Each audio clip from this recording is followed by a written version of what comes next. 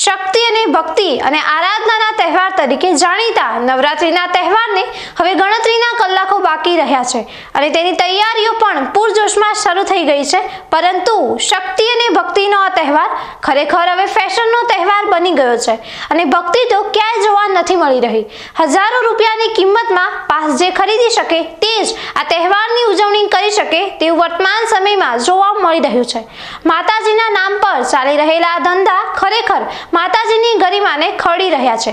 ત્યારે બીકે news channel દર્શકોને બતાવશે કે પાર્ટી પ્લોટના ગરબા કેમ ન યોજાવા જોઈએ। શક્તિ અને ભક્તિનું પર્વ એટલે નવરાત્રિ। નવરાત્રિનું ધાર્મિક મહત્વ ખૂબ જ વધારે છે, પરંતુ આજકાલ જે રીતે ખાનગી પાર્ટી પ્લોટમાં નવરાત્રિના નામે જે ડાન્સ પાર્ટીના આયોજન થઈ રહ્યા છે તેને લઈ નવરાત્રિની ગરિમા ઉપર લાંછન લાગી રહ્યું છે। ભારતીય સંસ્કૃતિનું પતન કરવા માટે સૌથી વધુ કોઈ જવાબદાર હોય તો તે આ ખાનગી પાર્ટી પ્લોટમાં યોજાતા ગરબા છે। બીકે ન્યૂઝ ચેનલ આજે દર્શકોને બતાવશે કે કેવી રીતે ખાનગી પાર્ટી પ્લોટમાં યોજાતા ગરબાઓએ નવરાત્રિના મહત્વનું પતન કર્યું છે અને તેની ગરિમાને લાંછન લગાવી છે। સૌથી પહેલાં તમને જણાવી દઈએ કે નવરાત્રિ શું છે।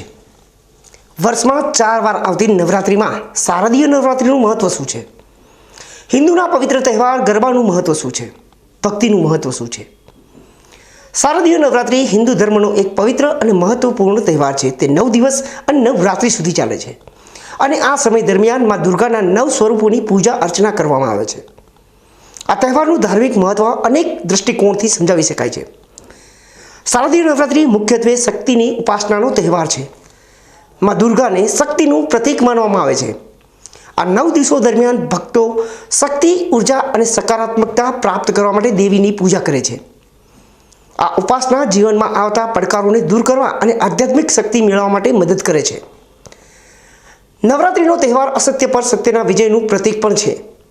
પૌરાણિક કથાઓ અનુસાર માં દુર્ગાએ મહિષાસુર નામના રાક્ષસનો વધ કર્યો હતો। આ રાક્ષસે ત્રણેય લોકમાં હાહાકાર મચાવ્યો હતો અને દેવો પણ તેને હરાવી શક્યા નહોતા। માં દુર્ગાએ 9 દિવસના યુદ્ધ બાદ 10મા દિવસે મહિષાસુરનો વધ કરીને વિશ્વને તેના ત્રાસમાંથી મુક્ત કર્યું।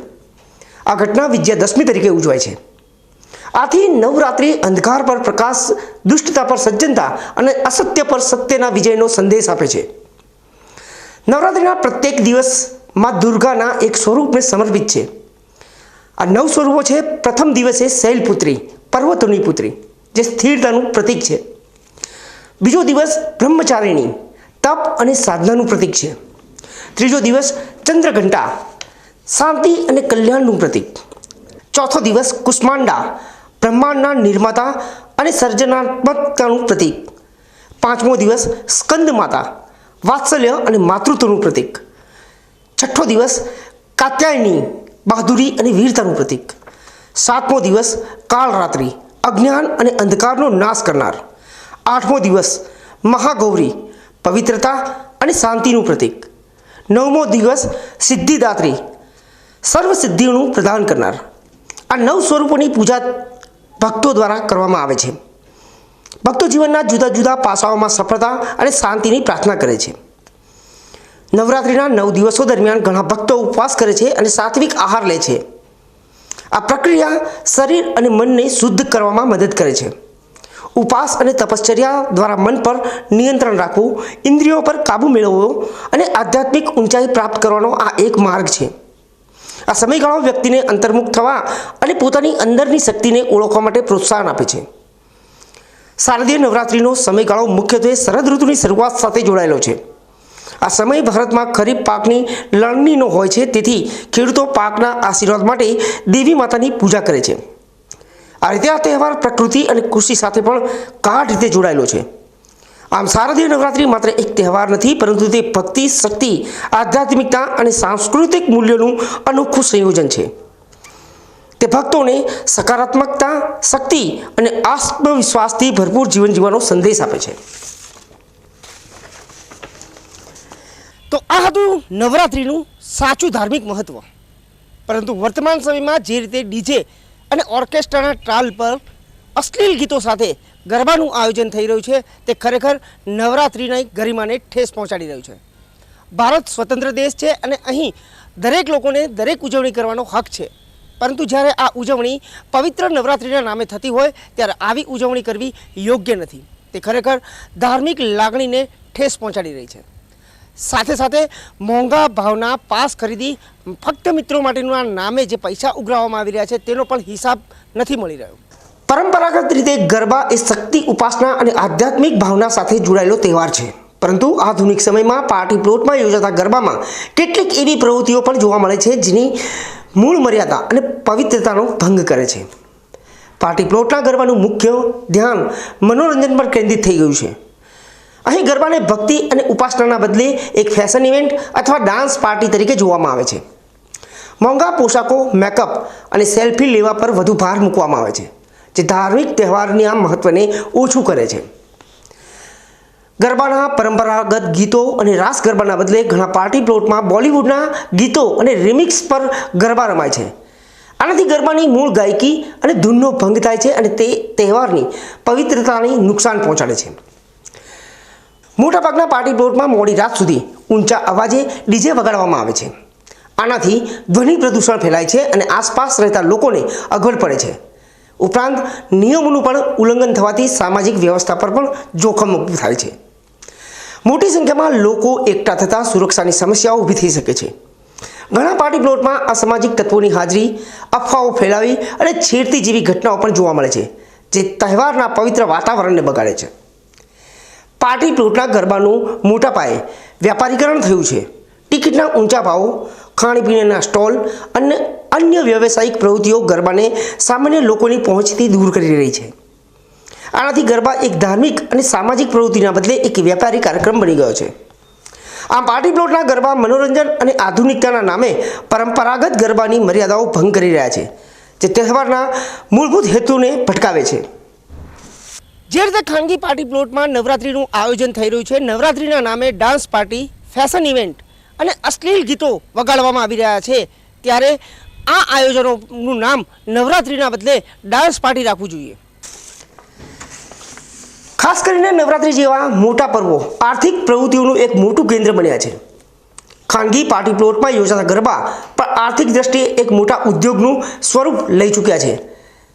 પરંતુ આમાંથી થતી આવક અને તેના પર લાગતા કરવેરાની બાબતમાં ઘણીવાર અનિયમિતતા જોવા મળે છે. પાર્ટી પ્લોટના ગરબાના પાસની કિંમત ઘણીવાર હજારો રૂપિયા સુધી હોય છે. આ પાસનું વેચાણ મોટા પાયે થાય છે અને તેની આવક લાખોમાં હોય છે. જોકે મોટાભાગના આયોજકો આ આવકને વ્યવસાયિક પ્રવૃત્તિ તરીકે દર્શાવતા નથી. પરિણામે તેના પર લાગતો જીએસટી એટલે કે ગુડ્સ એન્ડ સર્વિસ ટેક્સ અથવા ઇન્કમ ટેક્સ ભરવામાં આવતો નથી. આ પ્રવૃત્તિને મિત્રો માટે આયોજિત કાર્યક્રમ તરીકે દર્શાવીને કરચોરી કરવામાં આવે છે. ઘણા કિસ્સાઓમાં ગરબાના પાસ ફક્ત મિત્રો માટે હોવાનું કહેવામાં આવે છે, પરંતુ વાસ્તવમાં તે તગડી કિંમતે ખુલ્લેઆમ વેચવામાં આવે છે. આ વેચાણ માટે કોઈ કાયદેસર બિલ કે રસીદ આપવામાં આવતી નથી. આનાથી પાસ વેચાણનો સાચો હિસાબ છુપાવવાનું સરળ બની જાય છે. મોટાભાગના ગરબા આયોજન પર સરકાર અથવા સ્થાનિક સત્તાવાળાઓ દ્વારા યોગ્ય દેખરેખ રાખવામાં આવતી નથી. આયોજકો દ્વારા કેટલા પાસ વેચાયા, કેટલી આવક થઈ અને ક્યાં ખર્ચ થયા તેનો કોઈ સ્પષ્ટ હિસાબ રાખવામાં આવતો નથી. આનાથી કરવેરા વિભાગ માટે આવા આયોજનોની આવકનો અંદાજ લગાવવો મુશ્કેલ બને છે. કેટલાક કિસ્સાઓમાં આયોજકો કહે છે કે ગરબામાંથી થતી આવક સામાજિક કે ધાર્મિક કાર્યોમાં વાપરવામાં આવે છે, જોકે તેનો કોઈ સ્પષ્ટ હિસાબ કે ઓડિટ જાહેર કરવામાં આવતું નથી. આનાથી પારદર્શિતાનો અભાવ રહે છે અને શંકા ઊભી થાય છે કે આવકનો ઉપયોગ અંગત હેતુ માટે પણ થઈ શકે છે. ઘણા કિસ્સાઓમાં પાસનું વેચાણ રોકડામાં કરવામાં આવે છે, જેનાથી ડિજિટલ ટ્રેલ એટલે કે નાણાકીય લેવડ દેવડનો ડિજિટલ રેકોર્ડ બનતો નથી. આનાથી આવકને છુપાવવાનું સરળ બને છે. જોકે હવે ઘણા સ્થળોએ ઓનલાઈન પેમેન્ટનો ઉપયોગ થતો હોવાથી હિસાબ રાખવો થોડો સરળ બન્યો છે.